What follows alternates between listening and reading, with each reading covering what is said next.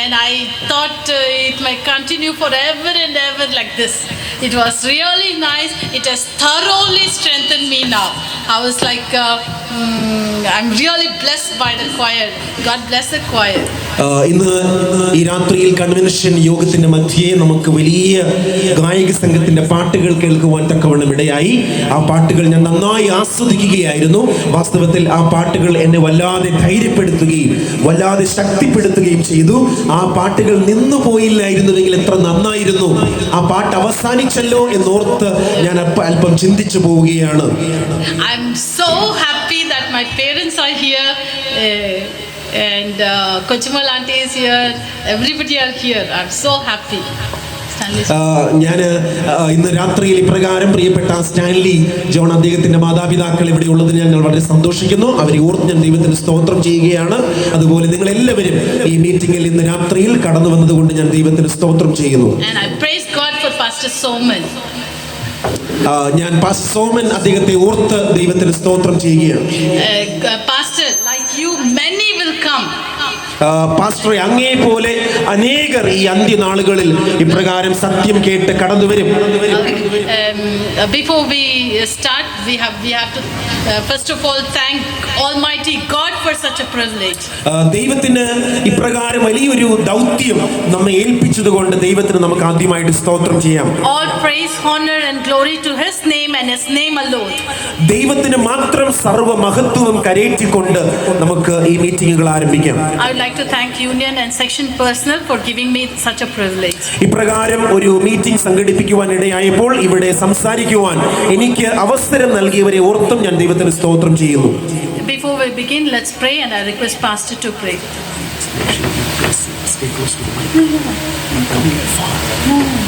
നമുക്കൊരുമിച്ച് നിമിഷം പ്രാർത്ഥിക്കാം. പരിശുദ്ധനായ ദൈവമേ, ഞങ്ങളുടെ സ്വർഗീയ പിതാവേ, ഇത് രാത്രിയിൽ ഇപ്രകാരം ദൈവത്തിന്റെ സന്നിധിയിൽ ഞങ്ങൾ ദൈവത്തിന്റെ വചനം ധ്യാനിക്കുവാനായിട്ട് കടന്നു വന്നിരിക്കുന്നു.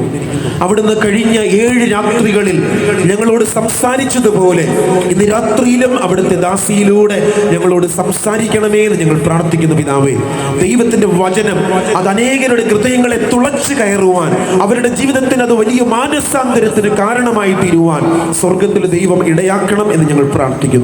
പ്രാർത്ഥനകളിൽ സ്തോത്രം. അടിയങ്ങളെ കർത്താവ് കരങ്ങളിൽ താങ്ങണമേ, അവിടുത്തെ വചനത്താൽ ശക്തിപ്പെടുത്തണമേ. യേശു ക്രിസ്തുവിന്റെ നാമത്തിൽ ഞങ്ങൾ പ്രാർത്ഥിക്കുമ്പോൾ കേൾക്കുമാറാകണമേ. Amen. Today we are going to talk about a very important topic. ഇന്ന് രാത്രിയിൽ വളരെ പ്രധാനപ്പെട്ട ഒരു വിഷയം നിങ്ങളുമായി ഞങ്ങൾ പങ്കുവയ്ക്കുകയാണ്. And it is the most important topic for today. ഇന്ന് ഏറ്റവും പ്രസക്തമായ വളരെ പ്രാധാന്യമർഹിക്കുന്ന ഒരു വിഷയമാണിത്. It's called judgment. ന്യായവിധി എന്ന വിഷയത്തെക്കുറിച്ചാണ് നാം ഇന്ന് ചിന്തിക്കുവാൻ പോകുന്നത്. Whatever we have to learn, it is taught by Holy Spirit God. നാം എന്തൊക്കെ ഈ രാത്രിയിൽ പഠിക്കുവാൻ പോകുന്നു അതൊക്കെ പരിശുദ്ധാത്മാവാം ദൈവമാണ് നമ്മെ പഠിപ്പിക്കുന്നത്. So everybody pray, Holy Spirit God, please teach us what we have to learn today. ആയതിനാൽ ഇന്ന് രാത്രി നാം എന്താണ് പഠിക്കേണ്ടത് എന്ന് പരിശുദ്ധാത്മാവിനോട് നമുക്ക് ചോദിക്കാം, അല്ലെങ്കിൽ നമുക്ക് ആ ദൈവത്തോട് പ്രാർത്ഥിക്കാം. Because Jesus said, when Holy Spirit God comes to you, he will teach you. കാരണം യേശുക്രിസ്തു പറഞ്ഞത് പരിശുദ്ധാത്മാവ് നിങ്ങളുടെ മേൽ വരുമ്പോൾ അവൻ നിങ്ങളെ പഠിപ്പിക്കും എന്നായിരുന്നു. And whatever God wanted to teach us about Jesus Christ, യേശുവിനെ കുറിച്ച് എന്തൊക്കെ പിതാവായ ദൈവം നാം പഠിക്കണമെന്ന് ആഗ്രഹിക്കുന്നുവോ അതൊക്കെ പരിശുദ്ധാത്മാവിലൂടെ നാം പഠിക്കുകയാണ്. and God taught us through a very important system called as sanctuary system. ദൈവം ആ വലിയ സത്യത്തെ സമാഗമന കൂടാര ശുശ്രൂഷകളിലൂടെ നമ്മെ പഠിപ്പിക്കുവാനായി ബോധ്യപ്പെടുത്തുവാനായി ആഗ്രഹിക്കുകയാണ്. We'll just mention the verses because of time constraint. It's found in Psalm 77, 13th verse. 77-ാം സങ്കീർത്തനം അതിന്റെ 13-ാമത്തെ വാക്യത്തിൽ ഇപ്രകാരം ദൈവത്തിന്റെ വചനം നമ്മോട് പറയുന്നു. God says, I will teach you everything through sanctuary. ഞാൻ എന്റെ വഴി ദൈവത്തിന്റെ ആ വിശുദ്ധ മന്ദിരത്തിലൂടെ പഠിപ്പിക്കുവാൻ ഞാൻ ആഗ്രഹിക്കുന്നു. So God is going to teach us judgment through sanctuary. ആയതിനാൽ ദൈവത്തിന്റെ വിശുദ്ധ മന്ദിരത്തെ പഠിക്കുവാൻ നാം ഇടയായാൽ ന്യായവിധിയെ കുറിച്ച് നമുക്ക് വലിയ സത്യങ്ങൾ തിരിച്ചറിയുവാൻ പഠിക്കുവാൻ സാധിക്കും. There's going to be a a sermon about sanctuary, but I'm going to focus on only one very important service of sanctuary, and that's called the Day of Atonement. വിശുദ്ധ മന്ദിരത്തെ കുറിച്ച് നാം ചില നാളുകൾ കഴിയുമ്പോൾ തീർച്ചയായും ഒരു സന്ദേശം ഇവിടെ കേൾക്കുവാൻ ഇടയാകും. എന്നാൽ ഇന്ന് രാത്രിയിൽ ആ വിശുദ്ധ മന്ദിര ശുശ്രൂഷകളിൽ ന്യായവിധിയെ കുറിച്ച് നമ്മെ ബോധ്യപ്പെടുത്തുന്ന ആ പാപപരിഹാര ദിവസത്തെ കുറിച്ച് നാം വേഗത്തിൽ പഠിക്കുവാനായി ചിന്തിക്കുവാനായി പോവുകയാണ്. So open your Bibles to Leviticus 16th chapter and follow us there very carefully. ലേവ്യ പുസ്തകം 16-ാം അധ്യായം നാം ഈ രാത്രിയിൽ വളരെ ശ്രദ്ധയോടെ ധ്യാനിക്കുവാനായി പഠിക്കുവാനായി കടന്നു പോവുകയാണ്. So Leviticus 16th chapter explains to us about the Day of Atonement. ലേവ്യ പുസ്തകം 16-ാം അധ്യായം ആ മഹാപാപപരിഹാര ദിവസത്തെ കുറിച്ച് നമ്മെ പഠിപ്പിക്കുന്ന ഒരു അധ്യായമാണ്. So quickly going through the procedure. നാം വേഗത്തിൽ ആ അധ്യായത്തിലൂടെ നമുക്ക് വേഗത്തിൽ സഞ്ചരിക്കാം. Every year 7th month 10th day. എല്ലാ വർഷവും 7-ാം മാസം 10-ാം തീയതി ഇപ്രകാരം ഒരു ശുശ്രൂഷയ്ക്കായി ഇസ്രായേൽ ജനം വിശുദ്ധ മന്ദിരത്തിൽ കൂടി വരികയാണ്. It's called Yom Kippur. അതിനെ എബ്രായ പദത്തിൽ യോം കിപ്പൂർ എന്ന് വിളിക്കുകയാണ്. So what happens every day throughout the year? ആ ദിവസത്തിൽ എല്ലാ വർഷവും എന്താണ് ദൈവത്തിന്റെ ആലയമായി വിശുദ്ധ മന്ദിരത്തിൽ സംഭവിക്കുന്നത്? So every day what happens in the sanctuary, that's we'll go through it very clearly. ഓരോ ദിവസവും ദൈവത്തിന്റെ വിശുദ്ധ മന്ദിരത്തിൽ എന്താണ് നടക്കുന്നത് എന്നും നാം വാസ്തവത്തിൽ പരിശോധിക്കേണ്ടതുണ്ട്. So when a sinner sins, ഒരു മനുഷ്യൻ പാപം ചെയ്യുമ്പോൾ he goes to the sanctuary, അവൻ ദൈവത്തിന്റെ മന്ദിരമായ സമാഗമന കൂടാരത്തിൽ കടന്നു ചെല്ലും. he'll put his hands on the animal, അവൻ അപ്രകാരം കൂട്ടിക്കൊണ്ടുവന്ന മൃഗത്തിന്മേൽ തന്റെ കൈവയ്ക്കും and transfer all his sins to the animal. അവൻ ചെയ്ത സകല പാപങ്ങളും അവൻ ഏറ്റുപറഞ്ഞ് ആ മൃഗത്തിന്മേൽ ചുമത്തും. So his sins are transferred to the animal now. അപ്രകാരം അവൻ ചെയ്ത പാപങ്ങൾ അവൻ ഏറ്റുപറഞ്ഞ് ആ മൃഗത്തിന്മേൽ തലയിൽ കൈവച്ച് ഏറ്റുപറഞ്ഞതിനാൽ കൂടാരത്തിലെ വ്യവസ്ഥകൾ പ്രകാരം അവന്റെ പാപങ്ങൾ ആ മൃഗത്തിലേക്ക് മാറ്റപ്പെട്ടിരിക്കുന്നു. So the animal is sacrificed. അവിടെ അപ്രകാരം ആ മൃഗത്തെ അവിടെ അവന് പകരമായി യാഗം കഴിക്കുന്നു. And take the blood. ആ യാഗം കഴിച്ച മൃഗത്തിന്റെ രക്തം എടുത്ത് The priest will take the blood. പുരോഹിതൻ ആ രക്തത്തെ എടുത്ത് So the sins are transferred from the animal to the blood now. ഇപ്രകാരം യാഗം മനുഷ്യന്റെ പാപം യാഗമൃഗത്തിലേക്കും ആ യാഗമൃഗം അറുക്കപ്പെട്ടപ്പോൾ ആ മൃഗത്തിന്റെ രക്തത്തിലേക്ക് ഇപ്പോൾ ആ മനുഷ്യന്റെ പാപങ്ങൾ മാറ്റപ്പെട്ടിരിക്കുകയാണ്. And the high priest will take the blood and sprinkle it on the veil on the most holy place. അപ്രകാരം ആ രക്തം ഒരു പാത്രത്തിൽ എടുത്ത് മഹാപുരോഹിതൻ ആലയത്തിനകത്ത് കയറി വിശുദ്ധ സ്ഥലത്തിനും അതിവിശുദ്ധ സ്ഥലത്തിനും ഇടയിൽ കാണുന്ന തിരശ്ശീലയിൽ ആ രക്തം അകത്ത് കയറി അവൻ തളിക്കുന്നു. So the sin is transferred from the blood to the most holy place now. ഇപ്പോൾ രക്തത്തിൽ നിന്നും രക്തം അപ്രകാരം ആലയത്തിലെ തിരശ്ശീലയിൽ തളിക്കപ്പെട്ടതിലൂടെ ഈ പാപം അവൻ ചെയ്ത പാപം ആദ്യം മൃഗത്തിലേക്കും ശേഷം ആ മൃഗം അറുക്കപ്പെട്ട് രക്തത്തിലേക്കും രക്തം ആ തിരശ്ശീലയിൽ തളിക്കപ്പെട്ടതിലൂടെ കൂടാരത്തിലേക്കും അപ്രകാരം ആ പാപങ്ങൾ മാറ്റപ്പെട്ടു. So every day this is happening. Thousands of sinners are doing this. So the most holy place has the sins of everybody. ഇപ്രകാരം ഓരോ ദിവസവും വിശുദ്ധ മന്ദിരത്തിൽ കടന്നു വരുന്ന ആയിരക്കണക്കിന് പാപികളുടെ പാപങ്ങൾ ആലയത്തിലേക്ക് മാറ്റപ്പെടുകയും അപ്രകാരം മാറ്റപ്പെട്ട പാപങ്ങൾ നിമിത്തം കൂടാരം മുഴുവനും ആ പാപത്താൽ നിറയപ്പെടുകയും ചെയ്യുന്നു. Especially the most holy place. അവിടെ ആ അതിവിശുദ്ധ സ്ഥലത്ത് ആ പാപം അപ്രകാരം രക്തത്താൽ ആയിരക്കണക്കിന് മൃഗങ്ങളുടെ ബലി കഴിക്കപ്പെടുകയും ആ രക്തം അവിടെ തളിക്കപ്പെടുകയും ചെയ്തിരിക്കുന്നു. So on the 10th day of 7th month, what happens? ആകയാൽ ആ 7-ാം മാസം 10-ാം തീയതി അന്ന് പകൽക്കാലം ആലയത്തിൽ എന്താണ് വാസ്തവത്തിൽ നടക്കുന്നത്? The high priest അവിടെ മഹാപുരോഹിതൻ will go from the courtyard to the holy place and then to the most holy place.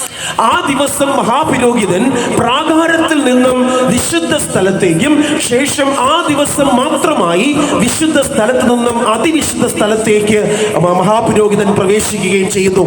He won't go every day. Only once in a year.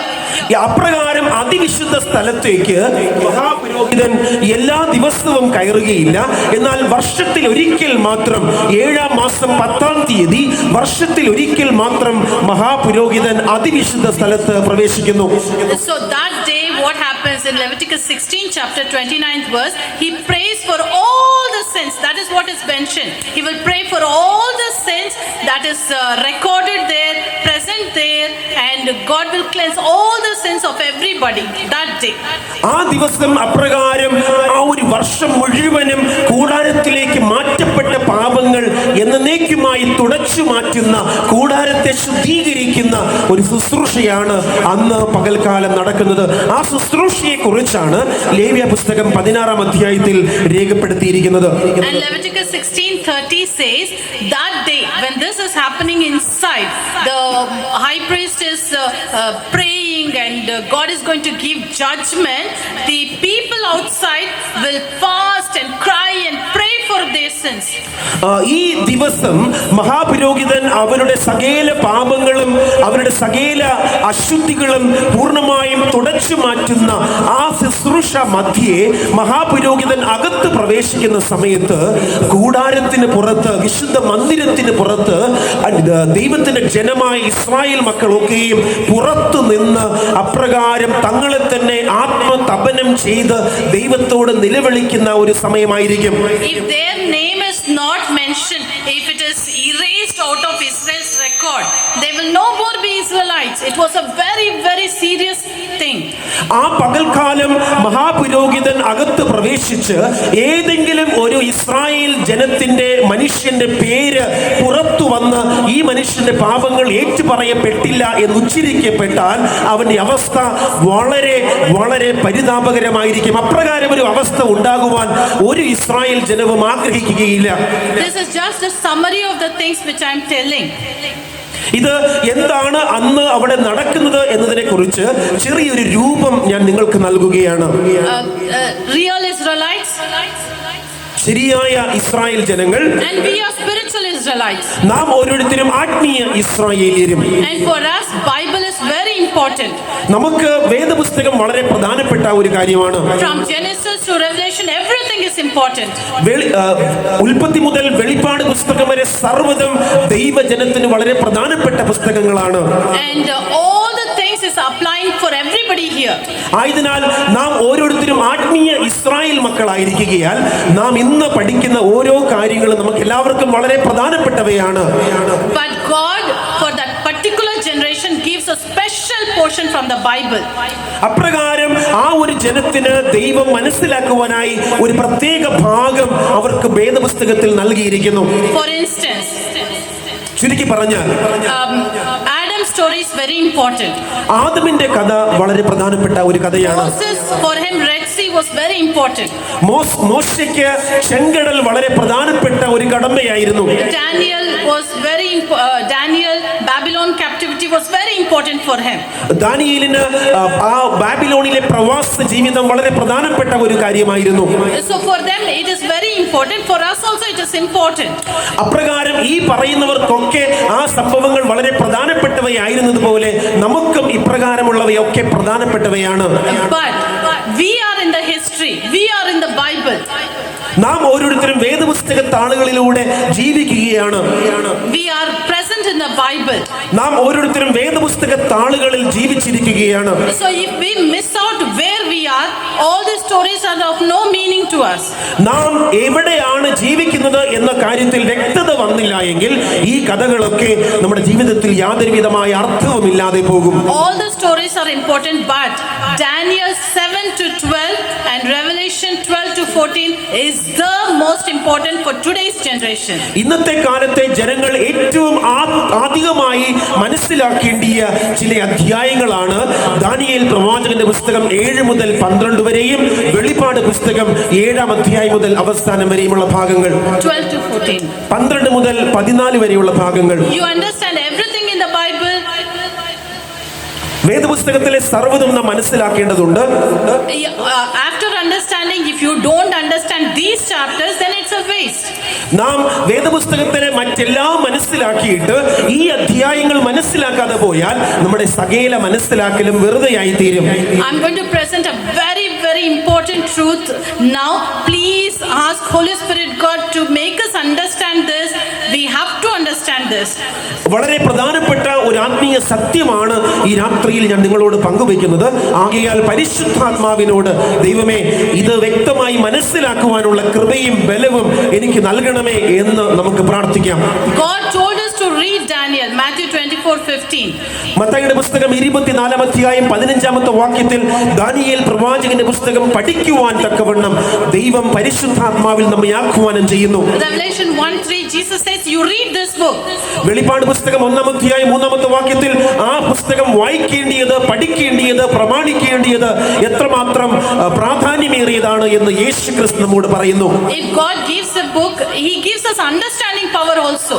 ദൈവം ഒരു പുസ്തകം നമുക്ക് വായിപ്പാൻ നൽകിയാൽ അത് മനസ്സിലാക്കുവാനുള്ള പ്രാപ്തിയും നമുക്ക് നൽകുകയാണ്. So Revelation has a very beautiful pattern. ആയതിനാൽ വെളിപാട് പുസ്തകം മനസ്സിലാക്കുവാനായി നമുക്കൊരു പ്രത്യേക രീതി തന്നെ ദൈവം നൽകിയിട്ടുണ്ട്. God will show you a heavenly scene first. ആദ്യം പരിശുദ്ധനായ ദൈവം സ്വർഗ്ഗത്തിലെ ഒരു രംഗം കാണിക്കും. And after that he will show you what will happen on earth. അതിനുശേഷം ആ രംഗം കാണിച്ചതിനു ശേഷം അതിനാനുപാതികമായി ഭൂമിയിൽ എന്ത് സംഭവിക്കും എന്ന് ദൈവം പ്രവാചകന്മാർക്ക് വെളിപ്പെടുത്തിയിരിക്കുന്നു. What happens in heaven, the similar thing will happen on earth also. എന്താണ് സ്വർഗ്ഗത്തിൽ സംഭവിക്കുന്നത് അത് ദർശനത്തിലൂടെ പ്രവാചകന് കാണിച്ചു കൊടുത്തതിനു ശേഷം അതേ സംഭവം തന്നെ ഭൂമിയിൽ നടക്കുന്നതായി ദൈവം പ്രവാചകന് ബോധ്യപ്പെടുത്തുന്നു. So Revelation 5:12 says Jesus is the lamb that was slain. വെളിപ്പാട് പുസ്തകം 5-ാം അധ്യായം 12-ൽ നാം വായിക്കുമ്പോൾ കാണുന്നത് യേശുക്രിസ്തു അപ്രകാരം അറുക്കപ്പെട്ട കുഞ്ഞാണ് എന്ന് ആ ഭാഗം നമ്മോട് പറയുന്നു. So after Jesus was slain, യേശുക്രിസ്തു അപ്രകാരം അറുക്കപ്പെട്ടപ്പോൾ he was slain on planet earth. ഈ ഭൂമിയിലാണ് കർത്താവായ യേശുക്രിസ്തു അറുക്കപ്പെട്ടത്. So after this book of Revelation is given.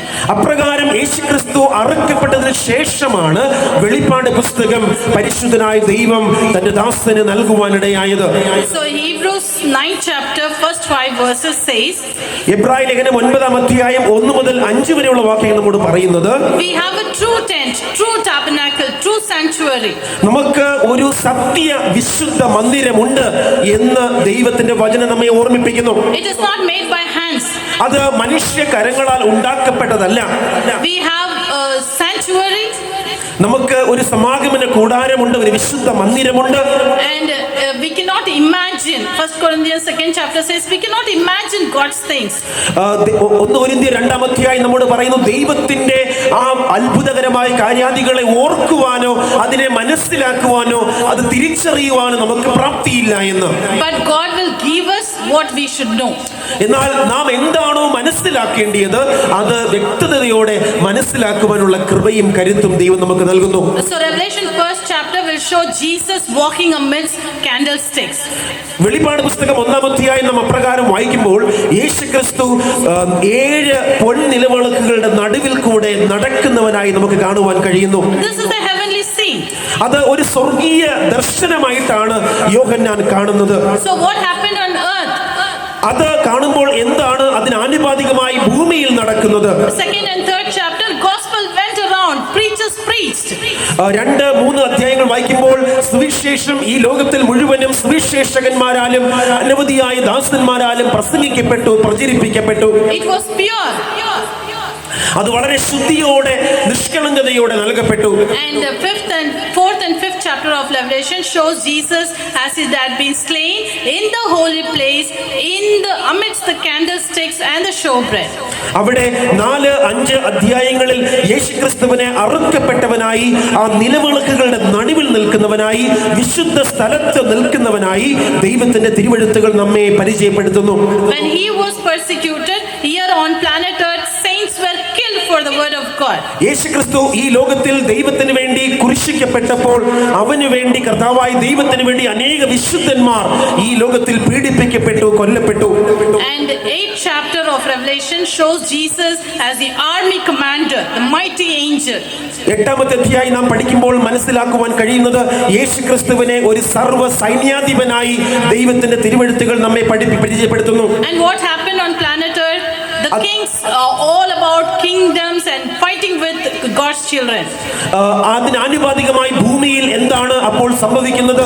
ഈ ഭൂമിയിൽ രാജാക്കന്മാർ തമ്മിൽ പോരാടുന്നതും തമ്മിൽ പോരാട്ടം നടത്തുന്നതും ഒക്കെ അതിനാനുപാതികമായി ഭൂമിയിൽ ദർശനത്തിലൂടെ ദൈവം പ്രവാചകന് കാണിച്ചു കൊടുക്കുന്നു. All this is finished. It's history. It has passed away. ഇതൊക്കെ അപ്രകാരം സംഭവിച്ചു കഴിഞ്ഞു എന്ന അർത്ഥത്തിൽ ദൈവത്തിന്റെ തിരുവെഴുത്തുകൾ നമ്മെ ഓർമ്മിപ്പിക്കുകയാണ്, പരിചയപ്പെടുത്തുകയാണ്. But what is the heavenly scene which God showed recently now? എന്താണ് അപ്രകാരം ഈ അടുത്ത കാലത്തായി സംഭവിക്കേണ്ടത് എന്ന് പറഞ്ഞ് ദൈവം വെളിപ്പെടുത്തിയ ദർശനങ്ങൾ എന്താണ്? Hebrews 4th chapter 14 and 15 verse and Hebrews 5th chapter 6th verse, Jesus was the high priest there. എബ്രായ ലേഖനം 4ാം അധ്യായം 5ാം അധ്യായം ഒക്കെ നാം വായിക്കുവാനിടയായാൽ യേശുക്രിസ്തുവിനെ മഹാപുരോഹിതനായി സ്വർഗീയ കൂടാരത്തിൽ, സ്വർഗീയ മന്ദിരത്തിൽ ശുശ്രൂഷിക്കുന്നവനായി കാണുവാൻ കഴിയുന്നു. He was doing the work of intercession for us. Every time like the priest, he is praying for our sins. എന്താണോ ഭൂമിയിലെ വിശുദ്ധ കൂടാരത്തിൽ ഒരു പുരോഹിതൻ ചെയ്തു വന്നത്, ആ ശുശ്രൂഷ സ്വർഗീയ കൂടാരത്തിൽ യേശുക്രിസ്തു നമുക്ക് പകരക്കാരനായി ചെയ്യുന്നു എന്ന് എബ്രായ ലേഖനം 4-5 അധ്യായങ്ങൾ നമ്മെ പഠിപ്പിക്കുന്നു. Psalms 110:4 says Jesus is our high priest forever and ever. He is our high priest. 104ാം സങ്കീർത്തനം നമ്മോട് പറയുന്നത് കർത്താവായ യേശുക്രിസ്തു നമ്മുടെ മഹാപുരോഹിതനാണ്, എന്നേക്കും പുരോഹിതനാണ് എന്ന് നമ്മോട് പറയുന്നു. So the scene which was shown recently in history, what is happening in history is found in Revelation 11th chapter 19th verse. വെളിപ്പാട് പുസ്തകം 11ാം അധ്യായത്തിൽ ഇപ്രകാരം നമ്മോട് തിരുവെഴുത്തുകൾ പഠിപ്പിക്കുന്നു, പറയുന്നു. 19. വെളിപ്പാട് പുസ്തകം 11ാം അധ്യായം അതിന്റെ 19ാമത്തെ വാക്യം. അപ്പോൾ സ്വർഗത്തിലെ ദൈവാലയം തുറന്നു, അവന്റെ നിയമപെട്ടകം അവന്റെ ആലയത്തിൽ പ്രത്യക്ഷമായി. മിന്നലും നാദവും ഇടിമുഴക്കവും ഭൂകമ്പവും വലിയ കന്മഴയും ഉണ്ടായി. Amen. This heavenly sanctuary is open, and what is seen there? The ark of his covenant. ഇവിടെ സ്വർഗത്തിലെ ദൈവാലയം തുറന്നു. അവിടെ എന്താണ് കാണുവാൻ തുറന്നപ്പോൾ ഇടയായത്? ദൈവത്തിന്റെ നിയമപെട്ടകം ദൈവത്തിന്റെ ആലയത്തിൽ പ്രത്യക്ഷമായി. So where in this sanctuary, earthly sanctuary, the ark was kept? സ്വർഗീയ കൂടാരത്തിൽ ആലയം തുറന്നപ്പോൾ ഇത് കണ്ടു എന്ന് പറയുന്നു. എന്നാൽ ഭൂമിയിലെ വിശുദ്ധ മന്ദിരത്തിൽ ഏത് ഭാഗത്താണ് ആ കൂടാരത്തിൽ നിയമപെട്ടകം കാണുവാൻ ഇടയായത്? It was in the most holy place. ഭൂമിയിലെ കൂടാരത്തിൽ നിയമപെട്ടകം ഉണ്ടായിരുന്നത് അതിവിശുദ്ധ സ്ഥലത്താണ് എന്ന് ദൈവത്തിന്റെ വചനം വ്യക്തമായി നമ്മെ ഓർമ്മിപ്പിക്കുന്നു. So where is Jesus? In the courtyard? He's still on the cross, or in the holy place, or in the most holy place? ആകയാൽ ഈ വചനത്തെ നാം പരിശോധിക്കുമ്പോൾ യേശുക്രിസ്തു ഇന്ന് എവിടെയാണ് ശുശ്രൂഷിക്കുന്നത്?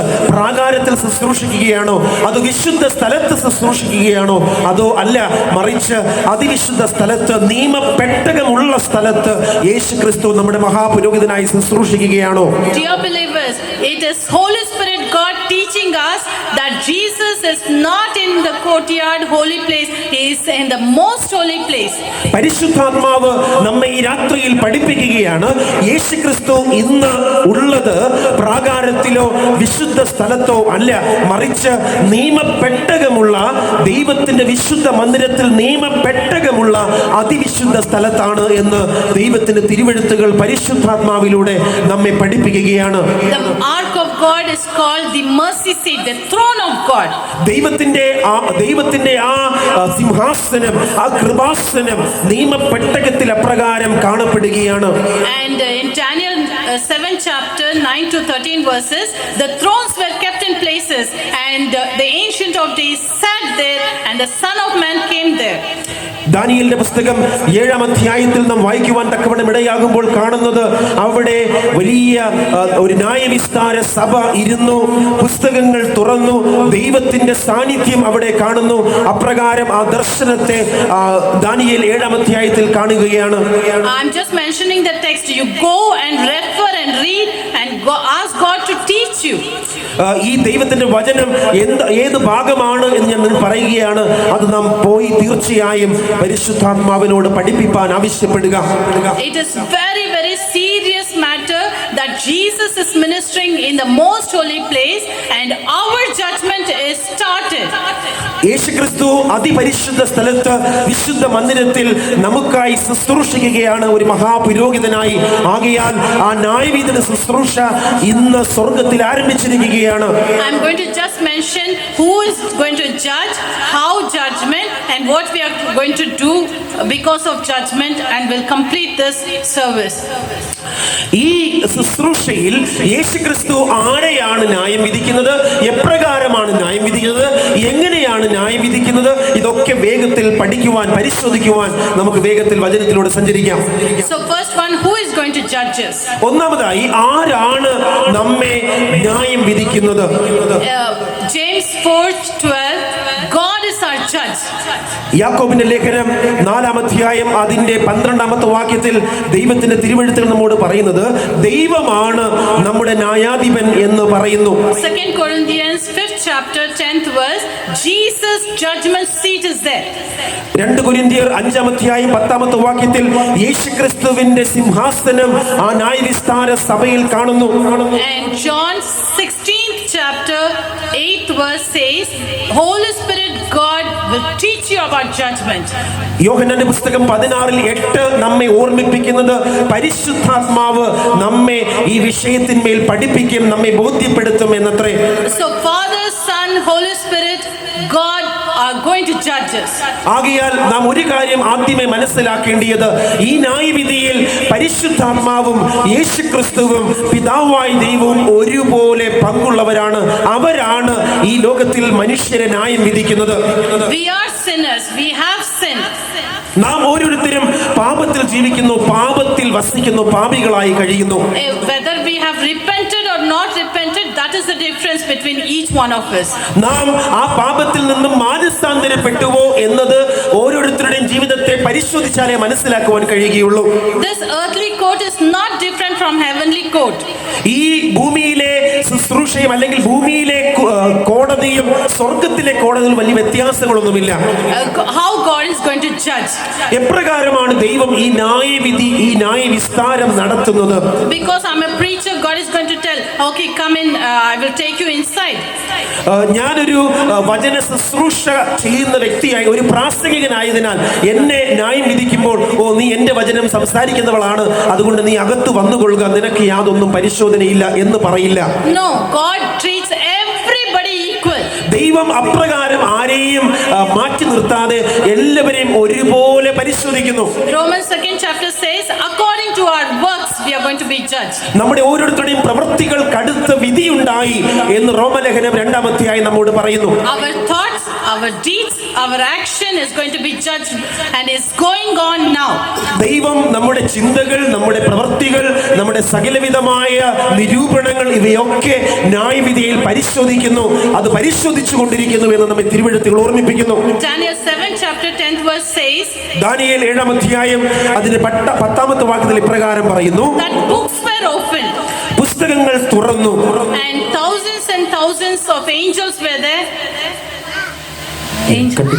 And 10,000 times 10,000 people stood around him.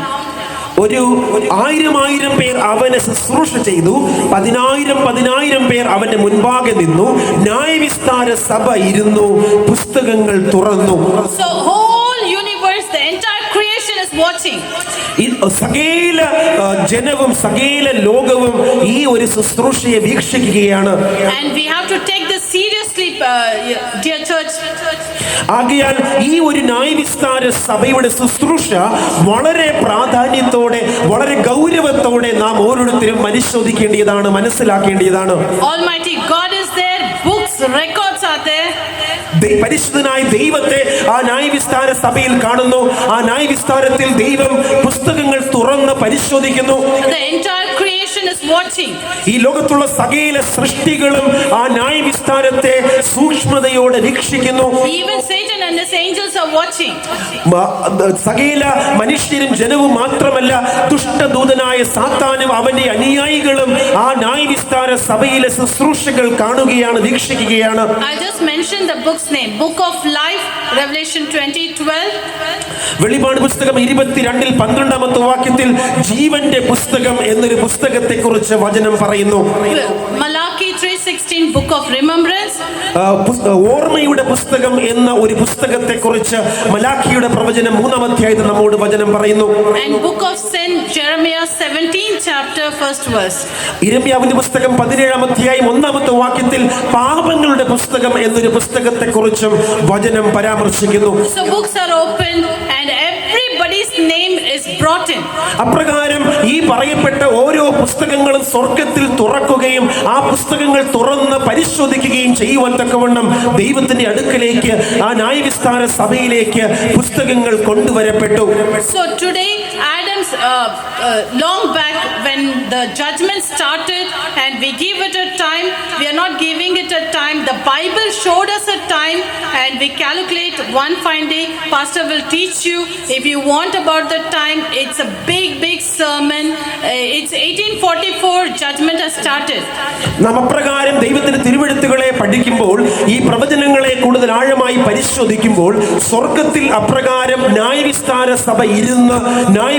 സഭ ഇരുന്ന് പരിശോധിക്കുവാനും ഈ ന്യായവിധി ആരംഭിപ്പാൻ തക്കവണ്ണം ഇടയായതും 1844 എന്ന് മനസ്സിലാക്കുവാൻ സാധിച്ചിട്ടുണ്ട്. അത് കൂടുതൽ പഠിക്കണമെന്നുണ്ടെങ്കിൽ നിങ്ങൾക്ക് ശുശ്രൂഷകന്മാരെ ബന്ധപ്പെടാം, അവരുമായി പഠിക്കാം. So Adam's name was taken right from Adam, or everybody's name is taken and their records are judged whether they have confessed their sins or not.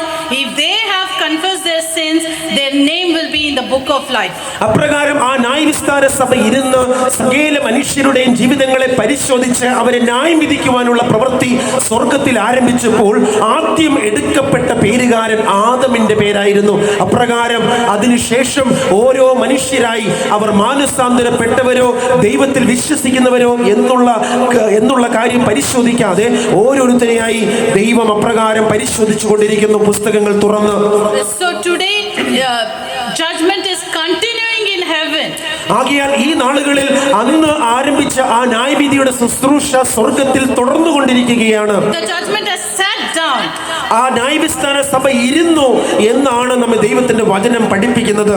Once the high priest comes out of the most holy place, it's going to be finished. ഒരിക്കൽ മഹാപുരോഹിതൻ ആ ന്യായവിസ്താര സഭ വിട്ട് പുറത്തിറങ്ങിയാൽ ആ വിസ്താര സഭയുടെ പ്രവൃത്തി അവസാനിച്ചു, ശുശ്രൂഷ തീർന്നു എന്നത്രേ. Once Jesus stands up from the judgment seat, ഒരിക്കൽ യേശുക്രിസ്തു ആ ന്യായവിസ്താര സഭയുടെ ശുശ്രൂഷ കഴിഞ്ഞ് എഴുന്നേൽപ്പാൻ ഇടയായാൽ the grace period will end for each one of us. നമുക്ക് ദൈവം നൽകിയിരിക്കുന്ന ആ കൃപയുടെ കാലം അതോടെ അവസാനിക്കുകയാണ് ചെയ്യുന്നത്. The heavenly sanctuary showed about the 10 commandments. ആ സ്വർഗീയ മന്ദിരത്തിൽ നമുക്ക് ആ നിയമപെട്ടകത്തിൽ ദൈവത്തിന്റെ 10 കൽപ്പനകളെ കാണുവാൻ കഴിയുന്നു. And we are in Revelation 12, 13, 14 chapters in history. നാം ഇന്ന് വെളിപാട് പുസ്തകം 12, 13, 14 അധ്യായങ്ങൾ ചരിത്രത്തിൽ എപ്രകാരം ആ സംഭവങ്ങൾ നടന്നു കഴിഞ്ഞതായി നമുക്ക് മനസ്സിലാക്കുവാൻ സാധിക്കുന്നു. If Revelation 15 chapter the temple closes, it will be 16 chapter, that is 7 plagues. 15-ാം അധ്യായത്തിൽ ദൈവത്തിന്റെ ആലയം അടയ്ക്കപ്പെട്ടാൽ, അപ്രകാരം ആലയത്തിലെ ശുശ്രൂഷകൾ പൂർത്തീകരിക്കപ്പെട്ടാൽ 16-ാം അധ്യായത്തിൽ കാണുന്നത് 7 ബാധകൾ ഈ ലോകത്തിന് മേൽ ഒഴിക്കുന്നതായിട്ടാണ് കാണുന്നത്. See, if we don't want to believe Bible, നമുക്ക് വേദപുസ്തകം വിശ്വസിക്കണമെന്നുണ്ടെങ്കിൽ I fold my hands and beg each one of you, at least believe what history is telling. നാം എന്താണോ ചരിത്രം നമ്മെ പഠിപ്പിക്കുന്നത് അത് വിശ്വസിക്കുവാനും അത് മനസ്സിലാക്കുവാനും ഞാൻ നിങ്ങളോട് അപ്രകാരം ദൈവത്തോടെ കരുണയോടെ അപേക്ഷിക്കുകയാണ്. You go check historical books whether things in the Bible have finished or not. ഇപ്രകാരം ഈ ബൈബിളിൽ വേദപുസ്തകത്തിൽ വെളിപാട് പുസ്തകത്തിലെ ആദ്യ അധ്യായങ്ങളിൽ കാണുന്ന ഓരോ സംഭവങ്ങളും എത്ര കൃത്യതയോടെയാണ് ചരിത്ര താളുകളിൽ സംഭവിച്ച് പൂർത്തിയായിരിക്കുന്നത്. At least believe what science are telling. ഈ ലോകത്തിൽ ശാസ്ത്രജ്ഞന്മാർ എന്ത് പറയുന്നു എന്നതിനെ ആധികാരികമായി മനസ്സിലാക്കിയിട്ടെങ്കിലും ഈ അധ്യായങ്ങളുടെ ആ വ്യക്തതയും ആധികാരികതയും നിങ്ങൾ മനസ്സിലാക്കുവാൻ വിശ്വസിക്കുവാൻ. You just have to listen to news. Everybody is telling this is going to happen, world is going to end, that war, this war, so many killed. They don't know, they are confused. ഇന്ന് ലോകത്തിൽ നാം വാർത്തകളൊക്കെ പരിശോധിക്കുവാനിടയായാൽ അവിടെ അത് സംഭവിക്കുന്നു, ഇവിടെ അത് സംഭവിക്കുന്നു, ലോകം ഏത് നിമിഷം അവസാനിക്കും, ദുരന്തം വരുന്നു, പ്രതിസന്ധികൾ വരുന്നു. എന്നാൽ ഇവയൊക്കെ ദൈവത്തിന്റെ തിരുവെഴുത്തുകൾ വെളിപ്പാട് പുസ്തകത്തിൽ മുൻകൂട്ടി അറിയിച്ചിരിക്കുന്നു എന്ന വസ്തുത നമ്മെ ബോധ്യപ്പെടുത്തേണ്ടതുണ്ട്. But the Bible gives us a clear road map. വേദപുസ്തകം ഈ സംഭവങ്ങളുടെ കൃത്യമായ ഒരു ചിത്രീകരണം നമുക്ക് നൽകിയിട്ടുണ്ട്. We should not panic looking at this. ഇപ്രകാരം ഈ സംഭവങ്ങളെ കണ്ട് പേടിക്കുവാനല്ല. We have to just do one important thing. നാം ഈ സംഭവങ്ങളെ കാണുമ്പോൾ ചെയ്യേണ്ട വളരെ പ്രധാനപ്പെട്ട ഒരു കാര്യമുണ്ട്. Isaiah 43rd chapter, യെശയ്യാവിന്റെ പുസ്തകം 43-ാം അധ്യായം the 6th word onwards. അതിന്റെ 6-ാമത്തെ വാക്യം മുതൽ ഇപ്രകാരം പറയുന്ന യെശയ്യാവിന്റെ പുസ്തകം 46-ാം അധ്യായം അതിന്റെ 6-ാമത്തെ വാക്യം മുതൽ ഇതോർത്ത സ്ഥിരത കാണിപ്പീൻ. From verse 6. Yeah. 46. Yeah, 43:6. 43, okay.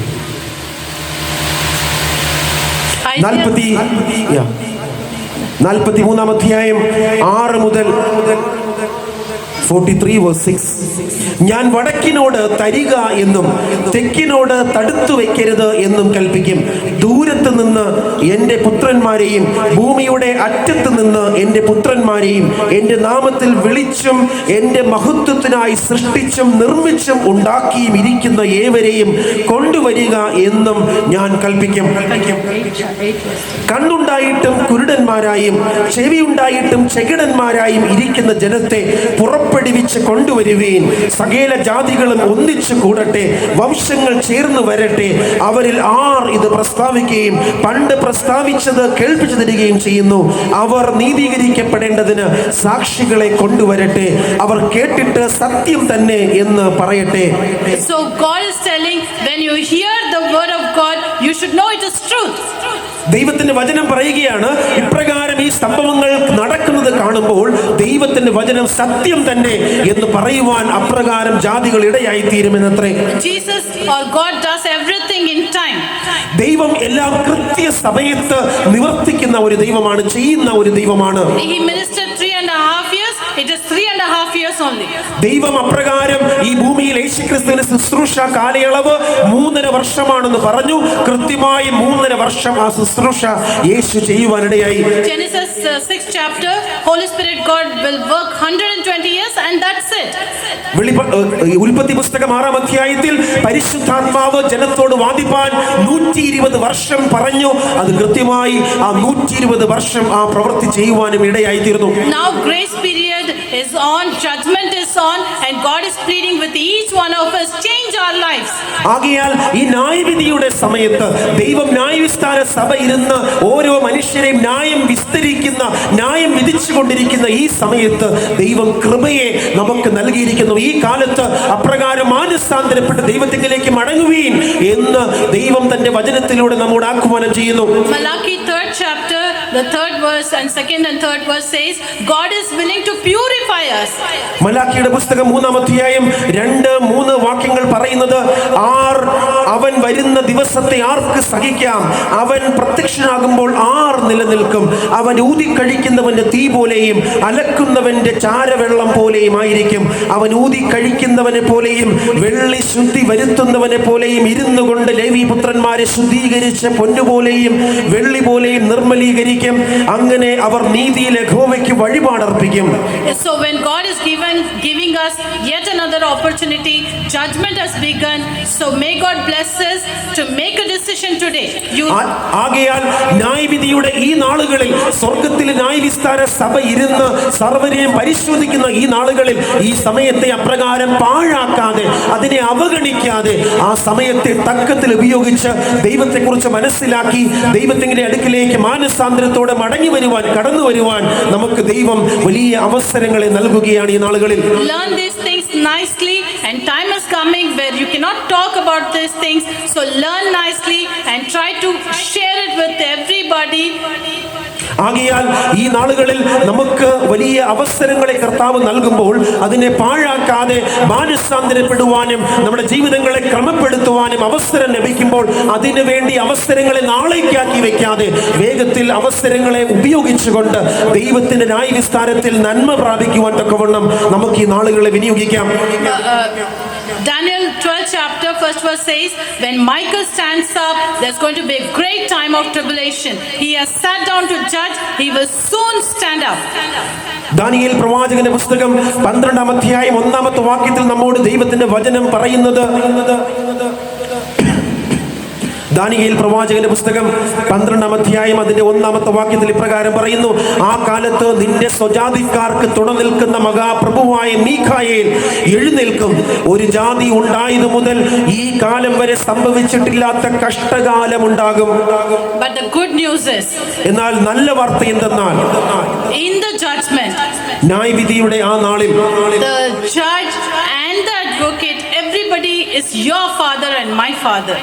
ആ ന്യായവിധിയിൽ ന്യായം വിധിക്കുന്ന ന്യായാധിപനും വാദിക്കുന്ന അഡ്വക്കേറ്റും നമ്മുടെ ദൈവവും സ്വർഗത്തിലെ പിതാവും കർത്താവായ യേശുക്രിസ്തുവുമാണ്. So let us make a decision now that God, I have to stand before your judgment seat. Make me worthy by the blood of Jesus, and he will surely take care of us. God bless. Amen. ആയതിനാൽ ഈ രാത്രിയിൽ അപ്രകാരം നാം ചിന്തിക്കുമ്പോൾ മനസ്സിലാക്കേണ്ട കാര്യം, നമുക്ക് വേണ്ടി യേശുക്രിസ്തു നമുക്ക് വേണ്ടി അപ്രകാരം സ്വർഗീയ കോടതിയിൽ വാദിക്കുന്നു. പിതാവായ ദൈവം നമുക്ക് വേണ്ടി അപ്രകാരം നമുക്ക് വേണ്ടി കൂടെ നിൽക്കുന്നു. അന്ന് ദൈവം നമുക്ക് കൂടെ നിൽക്കുവാൻ സാധിക്കേണ്ടതിന് നാം ചെയ്യേണ്ടത് ഈ നാളുകളിൽ യേശുക്രിസ്തുവിനെ അംഗീകരിക്കുക, നമ്മുടെ രക്ഷിതാവായി സ്വീകരിക്കുക എന്നതാണ് പ്രിയപ്പെട്ടവരെ. ആമേൻ. ദൈവത്തിന്റെ സ്തോത്രം. എന്തിനാണ് യേശുക്രിസ്തുവിനെ ഈ ഭൂമിയിലേക്ക് അയച്ചത്? എന്തിനാ? നമ്മെ രക്ഷിക്കുവാനായിട്ടാണ്. എന്നിട്ടോ അവനിൽ വിശ്വസിക്കുന്നവർക്ക് എന്തില്ല? ന്യായവിധിയില്ല. അവനിൽ വിശ്വസിക്കുന്നവർക്ക് എന്തില്ല? ന്യായവിധിയില്ല. വിശ്വസിക്കാത്തവന് ദൈവത്തിന്റെ ഏകജാതനായ പുത്രന്റെ നാമത്തിൽ വിശ്വസിക്കായികയാൽ ന്യായവിധി വന്നു കഴിഞ്ഞു. ആ ന്യായവിസ്താര കോടതിയിൽ ന്യായാധിപനായ പിതാവായ ദൈവവും നമ്മെ രക്ഷിക്കുവാൻ തക്കവണ്ണം നമുക്ക് വേണ്ടി പകരക്കാരനായി നമുക്ക് വേണ്ടി വാദിക്കുന്ന ക്രിസ്തുവിനെ സ്വീകരിച്ചിട്ടില്ലാത്തവർക്ക് എന്തായി തീരും അവസ്ഥ? അവരെന്തായി തീരും? നാം യേശുവിൽ വിശ്വസിക്കാത്തത് കൊണ്ട് ആ ന്യായവിധിയിൽ നാം എന്ത് ചെയ്യപ്പെടും? പരാജയപ്പെടും. വിശ്വസിക്കാത്തവന് ദൈവത്തിന്റെ ഏകജാതനായ പുത്രന്റെ നാമത്തിൽ വിശ്വസിക്കായികയാൽ ന്യായവിധി വന്നു കഴിഞ്ഞു. 19-ാമത്തെ വാക്യം നിങ്ങൾ എന്ത് ചെയ്യുക? ഈ പ്രസംഗം കേട്ടിട്ട് മനസ്സിലാക്കേണ്ടിയ വലിയൊരു വാക്യം ദൈവം അടിവരയിട്ട് പറയുകയാണ്. 19-ാമത്തെ വാക്യം, ന്യായവിധി എന്നതോ, ന്യായവിധി എന്നതോ, ശ്രദ്ധിച്ചു കേട്ടോണേ, ന്യായവിധി എന്നതോ വെളിച്ചം ലോകത്തിൽ വന്നിട്ടും. ആരാ വെളിച്ചം? I M the light of the world. ആരാ പറഞ്ഞത്? ഞാൻ ഈ ലോകത്തിന്റെ വെളിച്ചമാകുന്നു. യേശുക്രിസ്തു പറഞ്ഞു, വെളിച്ചം ഈ ലോകത്തിൽ വന്നിട്ടും മനുഷ്യരുടെ പ്രവൃത്തി ദോഷമുള്ളത് ആകയാൽ അവർ വെളിച്ചത്തെക്കാൾ ഇരുളിനെ സ്നേഹിച്ചതു തന്നെ. തിന്മ പ്രവർത്തിക്കുന്നവർ എല്ലാം വെളിച്ചത്തെ പകയ്ക്കുന്നു. തന്റെ പ്രവൃത്തിക്ക് ആക്ഷേപം വരാതിരിപ്പാൻ വെളിച്ചത്തിങ്കിലേക്ക് വരുന്നതുമില്ല. സത്യം പ്രവർത്തിക്കുന്നവനോ തന്റെ പ്രവൃത്തി ദൈവത്തിൽ ചെയ്തിരിക്കയാൽ അത് വെളിപ്പെടേണ്ടതിന് വെളിച്ചത്തിങ്കിലേക്ക് വരുന്നു. അപ്പോൾ എന്താണ് ന്യായവിധി? വെളിച്ചം ഈ ലോകത്തിൽ വന്നിട്ടും ഈ ലോകത്തിലെ മനുഷ്യർ ഇരുട്ടിനെ സ്നേഹിച്ചത് കൊണ്ട് വെളിച്ചത്തെ എന്ത് ചെയ്തില്ല? സ്വീകരിച്ചില്ല. യേശുക്രിസ്തുവിനെ സ്വീകരിക്കായികയാൽ ഈ ലോകത്തിന്മേൽ എന്ത് വരും? വലിയൊരു ന്യായവിധി വരും. ആകയാൽ യേശുവിനെ സ്വീകരിപ്പീൻ, യേശുക്രിസ്തുവിനെ സ്വീകരിപ്പീൻ എന്ന് പരിശുദ്ധാത്മാവ് ഈ രാത്രിയിൽ നമ്മോട് എന്ത് ചെയ്യുകയാണ്? സംവാദം നടത്തുകയാണ്. നാം യേശുവിനെ സ്വീകരിക്കാഞ്ഞാൽ, യേശുവിനെ അംഗീകരിക്കാഞ്ഞാൽ, യേശുവിനെ സ്വന്തം രക്ഷിതാവായി നാം സ്വീകരിപ്പാൻ തക്കവണ്ണം തയ്യാറാകാതെ പോയാൽ നമ്മുടെ അവസ്ഥ വളരെ മോശമായിരിക്കും. നോഹയുടെ കാലത്ത് ആ ജനങ്ങളൊക്കെ നഷ്ടപ്പെട്ടതുപോലെ പോയതുപോലെ, ആ ജനങ്ങളൊക്കെ അവരുടെ സമ്പത്തോടുകൂടി ഈ ലോകത്തിൽ പട്ടുപോയതുപോലെ നാമും നശിക്കപ്പെടും, നാമും പട്ടുപോകുവാൻ തക്കവണ്ണം ഇടയായിത്തീരും. ആകയാൽ നാം നശിച്ചു പോകാതിരിക്കേണ്ടതിന് നമുക്ക് വേണ്ടി നമ്മുടെ രക്ഷകനായ യേശു ക്രിസ്തുവിനെ പിതാവ് അയച്ചതുകൊണ്ട് ആ ദൈവത്തിന് നന്ദി പറഞ്ഞുകൊണ്ട് യേശു ക്രിസ്തുവിനെ സ്വീകരിപ്പാൻ നമുക്ക് നമ്മുടെ ജീവിതങ്ങളെ ഇന്ന് രാത്രിയിൽ ദൈവത്തിന് മുൻപാകെ സമർപ്പിക്കാം. പാട്ടുകാർ മുൻപോട്ട് കടന്നു വന്ന് ആ പാട്ട് പാടുന്ന സമയം നമുക്ക് ഈ രാത്രിയിൽ നമ്മുടെ ജീവിതങ്ങളെ ദൈവത്തിന് മുൻപാകെ സമർപ്പിക്കാം.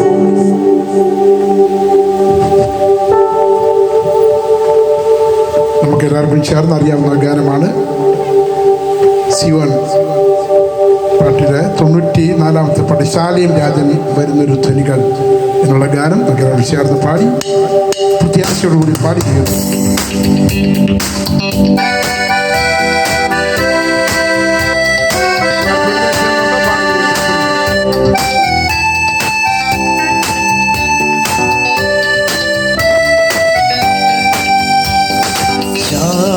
രാജൻ വരും ഒരു ധ്വനി ദേശമെങ്ങും മുഴങ്ങിടുന്നു. രാജൻ വരും ഒരു ധ്വനി ദേശമെങ്ങും മുഴങ്ങിടുന്നു. സോദരാ നീ ഒരുങ്ങിടുക, ലോകം നേടുന്നിടുക, വേഗം ജനിച്ചിടുവാൻ വാനിൽ പറന്നു പോകാൻ. സോദരാ നീ ഒരുങ്ങിടുക, ലോകം നേടുന്നിടുക, വേഗം ജനിച്ചിടുവാൻ വാനിൽ പറന്നു പോകാൻ. ശാലം രാജൻ വരും ഒരു ധ്വനി ദേശമെങ്ങും മുഴങ്ങിടുന്നു. ശാലം രാജൻ വരും ഒരു ധ്വനി ദേശമെങ്ങും മുഴങ്ങിടുന്നു. ഈ തോട്ടത്തിനുള്ളിൽ ജീവയായി പകർന്നിടുക. ഈ തോട്ടത്തിനുള്ളിൽ ജീവയായി പകർന്നിടുക. ജീവനുള്ള പാട്ടുപാടുവാൻ, സാക്ഷി ചൊല്ലുവാൻ, ദൂതീർപ്പാൻ, സഭയുണരുവാൻ.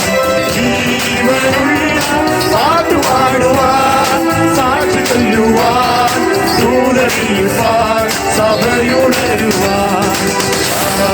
രാജൻ വരും ഒരു ധ്വനി ദേശമെങ്ങും മുഴങ്ങിടുന്നു. ശാലം രാജൻ വരും ഒരു ധ്വനി ദേശമെങ്ങും മുഴങ്ങിടുന്നു. അത്ഭുതങ്ങൾ അടയാളങ്ങൾ സത്യസഭ വെളിപ്പെടുന്നു. അത്ഭുതങ്ങൾ അടയാളങ്ങൾ സത്യസഭ വെളിപ്പെടുന്നു. ഭൂതങ്ങൾ അലറിയോടുന്നു, പുതുഭാഷ കേൾക്കുന്നു, കുഷ്ഠരോഗം മാറുന്നു, ജനമൊന്നു ചേരുന്നു. ഭൂതങ്ങൾ അലറിയോടുന്നു, പുതുഭാഷ കേൾക്കുന്നു, കുഷ്ഠരോഗം മാറുന്നു, ജനമൊന്നു ചേരുന്നു. ശാലം രാജൻ വരും ഒരു ധ്വനി ദേശമെങ്ങും മുഴങ്ങിടുന്നു. ശാലം രാജൻ വരും ഒരു ധ്വനി ദേശമെങ്ങും മുഴങ്ങിടുന്നു. ക്രിസ്തുവീരനുണർന്നു ചൊല്ലി ശക്തിയായൊരു വേദനുവാൻ. ക്രിസ്തുവീരനുണർന്നു ചൊല്ലി ശക്തിയായൊരു വേദന. ശോഭയുള്ള കൂട്ടരോടൊത്ത് ചേർന്നിരിക്കുമ്പോൾ വാനിൽ പോകുവാൻ ഒരുങ്ങിയിരിക്കും ഞാൻ. ശോഭയുള്ള കൂട്ടരോടൊത്ത് ചേർന്നിരിക്കുമ്പോൾ വാനിൽ പോകുവാൻ ഒരുങ്ങിയിരിക്കും ഞാൻ. രാജൻ വരും ഒരു ധ്വനി ദേശമെങ്ങോ മുഴങ്ങിടുന്നു. രാജൻ വരും ഒരു ധ്വനി ദേശമെങ്ങോ മുഴങ്ങിടുന്നു. സോദരാ നീ ഒരുങ്ങിടുക, ലോകം വെറുത്തിടുക, വേഗം ജനിച്ചിടുവാൻ വാനിൽ പറന്നു പോകാൻ. സോദരാ നീ ഒരുങ്ങിടുക, ലോകം വെറുത്തിടുക, വേഗം ജനിച്ചിടുവാൻ വാനിൽ പറന്നു പോകാൻ. ഒരു തുണി ദേശമെങ്ങും മുഴങ്ങുന്നു. രാജൻ വരുന്നൊരു തുണി ദേശമെങ്ങും മുഴങ്ങിടുന്നു.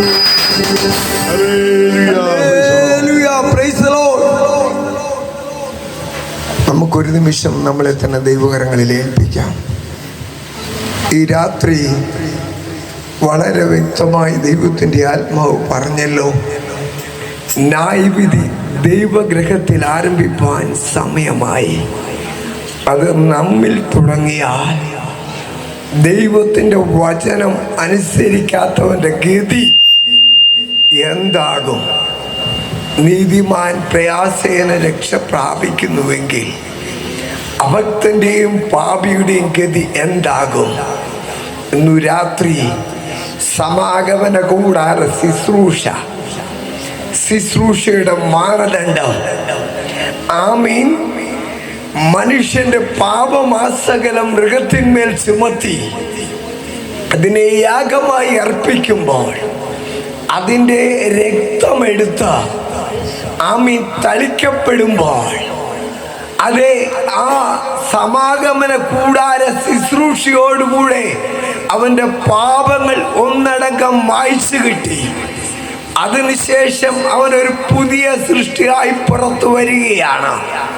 അങ്ങനെയാണെങ്കിൽ ഈ അന്ത്യകാലത്തായിരിക്കുന്ന ഞങ്ങളുടെ പാപങ്ങളെ ഒരിക്കൽ പേറിക്കൊണ്ട് ആട്ടുകൊറ്റന്മാരുടെയും പശുക്കിടാക്കളുടെയും രക്തത്തിന് ജഡിക ശുദ്ധി വരുത്തുവാൻ കഴിയാതെ വന്നപ്പോൾ തന്റെ ഓമന പുത്രന്റെ തങ്കരുതിരം കൊടുത്ത് ലോകത്തെ വീണ്ടെടുത്ത മാനവജാതിക്ക് വേണ്ടി കൽവറിയിൽ കുരുളർക്കപ്പെട്ട ദൈവത്തിന്റെ ഓമന പുത്രന്റെ രക്തം ഞങ്ങളെ വീണ്ടെടുത്തത്.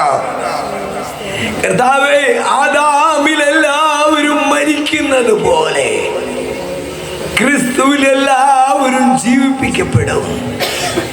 ലോകരക്ഷകനായ യേശുവിനെ തള്ളിക്കളഞ്ഞുകൊണ്ട് മാനവജാതി ഒന്നടങ്കം കാണുന്നതിന്റെയും കേൾക്കുന്നതിന്റെയും പിന്നാമ്പുറങ്ങളിൽ ഓടി ഒളിക്കുമ്പോൾ ഇന്ന് രാത്രി മനുഷ്യരുടെ ഇടയിൽ, ആകാശത്തിന്റെ കീഴിൽ മനുഷ്യരുടെ ഇടയിൽ നൽകപ്പെട്ട ഏകനാമം അത് ക്രിസ്തുവിന്റെ നാമം മാത്രമാണ്. മറ്റൊരുത്തലും രക്ഷയില്ല. നാം രക്ഷിക്കപ്പെടുക ആകാശത്തിന്റെ കീഴിൽ നൽകപ്പെട്ട ഏകനാമം ക്രിസ്തുവിന്റെ നാമമായതുകൊണ്ട് ഇന്ന് രാത്രി ഞങ്ങളെ വീണ്ടെടുക്കുന്ന ദൈവസ്നേഹത്തിനായി സ്തോത്രം. അന്യരും പരദേശികളുമായി നഷ്ടപ്പെട്ട് കിടന്നിടത്ത കുശവന്റെ കയ്യിലെ കളിമണ്ണ് പോലെ വലിച്ചെറിയപ്പെട്ട സ്ഥാനത്ത് അത് ഹീനമായി പോയെന്ന് ലോകം വിധി എഴുതിയപ്പോൾ ഹീനമായി പോയതിനെ മാടിയെടുത്ത കൂട്ടിയെടുത്ത അതെ അടഞ്ഞ് ഉടച്ചു വാർത്ത പുതിയ മാനപാത്രമാക്കിയെങ്കിൽ ഇന്നു രാത്രി ഞങ്ങൾക്ക് ഒന്നേ ഉള്ളപ്പാ, അങ്ങാണ് ഞങ്ങളുടെ സംരക്ഷകൻ, അങ്ങാണ് ഞങ്ങളുടെ വീണ്ടെടുപ്പുകാരൻ, അങ്ങാണ് ഞങ്ങളുടെ സംരക്ഷകൻ.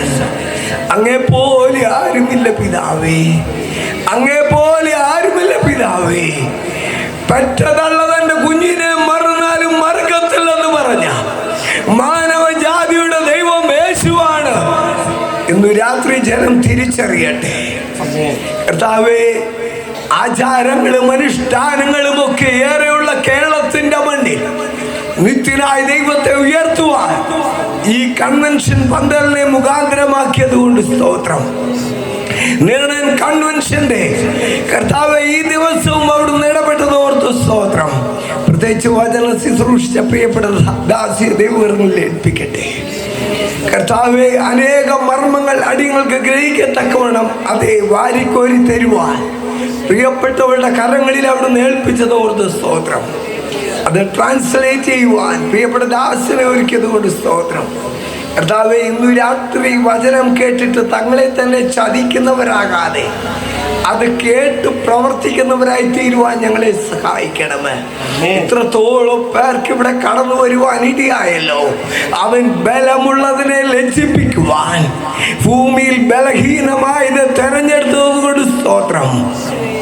അനേക ശ്രേഷ്ഠന്മാർ തിങ്ങി പാർക്കുന്ന ദേശത്തിന്റെ നെറുകയിൽ പ്രകാരം ഒരു ശുശ്രൂഷയ്ക്കായി പ്രിയപ്പെട്ടവരെ ഒരുക്കിയല്ലോ കർത്താവേ. അതേ ഇപ്രകാരം പ്രിയ മക്കളിലൂടെ നടത്തപ്പെടുന്ന ആത്മീയ ശുശ്രൂഷകൾക്കായി സ്തോത്രം. അടിയങ്ങൾക്കും അതിൽ ഭാഗവാക്കളാകുവാൻ സഹായിച്ചുകൊണ്ട് സ്തോത്രം. കടന്നു വന്ന മക്കൾക്കായി സ്തോത്രം. ഇതിന് നേതൃത്വം എടുക്കുന്നവർക്കായി സ്തോത്രം.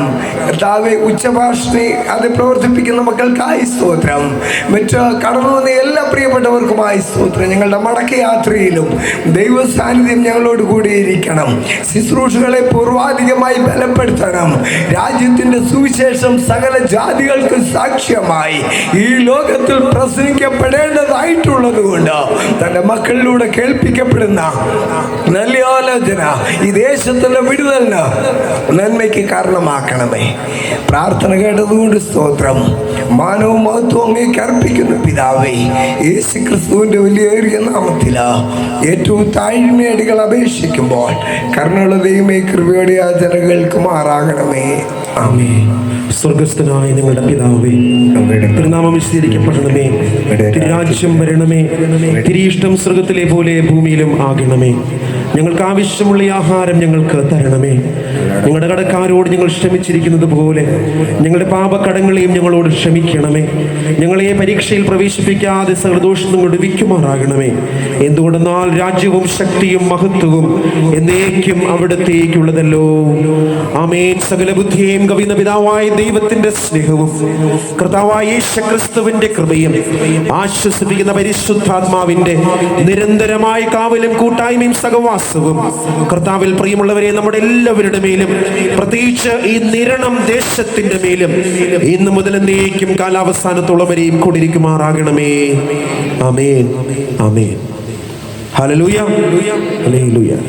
ഒരു നിമിഷം എല്ലാവർക്കും ഇരിക്കാം.